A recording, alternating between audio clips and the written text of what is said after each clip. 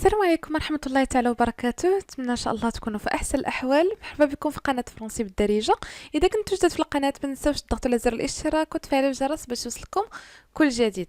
الوغ تحت الطلب ديال بزاف ديال التلاميذ اللي كيسولوني واش غادي تكون الدراسة في السيمانة الاولى مورا العطلة او لا. الوغ كاجابة على هذا السؤال، فالتنسيقية الموحدة لهيئة التدريس واطر الدعم بالمغرب خرجت اليوم 8 دجنبر بواحد البيان.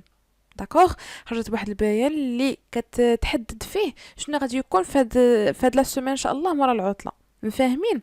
تري بيان.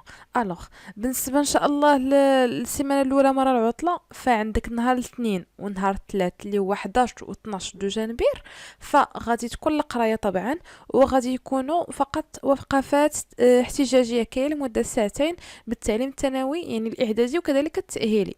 فاهمين؟ تري بيان. شي بالنسبه لاثنين وثلاث، يعني اثنين وثلاث راه غادي تكون القرايه. اما بالنسبه للاربع والخميس والجمعه والسبت اللي هي 13 و14 و15 و16 دجنبر، فغادي يكون فيهم اضراب وطني، يعني كاملين هاد 4 ايام كامله غادي يكون فيهم اضراب. فاهمين؟ الوغ فوالا، كنتمنى ان شاء الله يكون شي حل في اقرب وقت، حيتاش الدوره الاولى راه ما بقى فيها والو، تقريبا بقى فيها واحد شهر وشي حاجه. ما بقاش فيها بزاف. كنتمناو ان شاء الله، كنتمناو يكون شي حل في القريب العاجل. داكوغ. الوغ الا عندكم شي تساؤل حاول ما امكن انكم تحطوه في التعليقات.